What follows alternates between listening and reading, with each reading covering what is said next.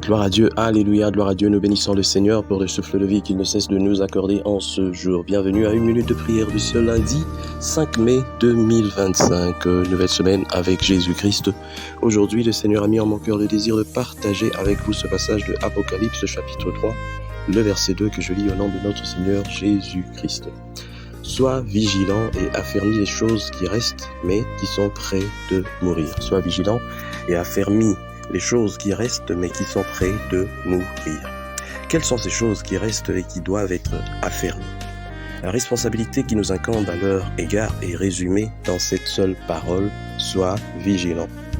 En premier lieu, n'est-il pas juste de faire ressortir l'importance de notre vigilance dans notre communion personnelle avec Dieu, ce facteur essentiel de notre vie spirituelle? Avec une vraie communion avec Dieu, toutes choses sont possibles aux croyants, mais sans elles, c'est immanquablement la faillite. Aujourd'hui, la vie est organisée de telle façon que tout semble disputer notre relation personnelle avec le Seigneur. Nos occupations fiévreuses, le rythme accéléré de la vie journalière concourent à accaparer notre temps et nos pensées même. Mais rien, absolument rien ne doit prendre la place de ce qui appartient à notre Père. Qui nous séparera de l'amour de Dieu? Serait-ce les tribulations, la souffrance, le travail et toutes ces choses? Non. Et quand tu pries, entre dans ta chambre, ferme ta porte et prie ton Père qui est dans les lieux secrets, et ton Père qui voit dans le secret te le rendra. Quand tu pries dans le secret, ça veut dire que tu fais fi de toutes les choses qui existent, toutes les préoccupations. Tu n'as qu'une seule pensée, c'est le Père qui est devant toi.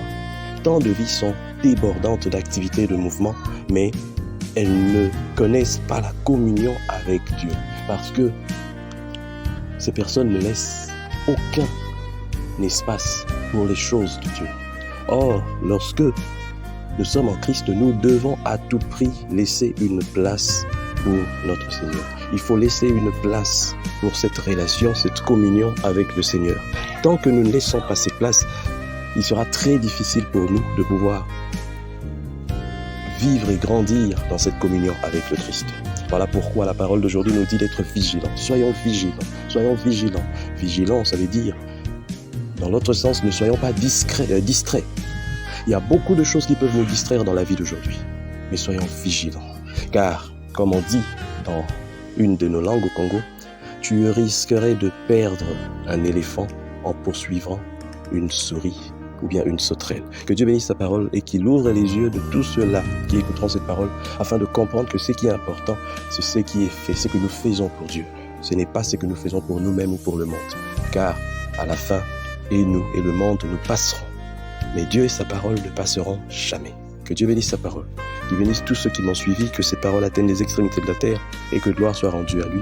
Au nom de Jésus-Christ. Amen. Bonne journée et bonne semaine à tous.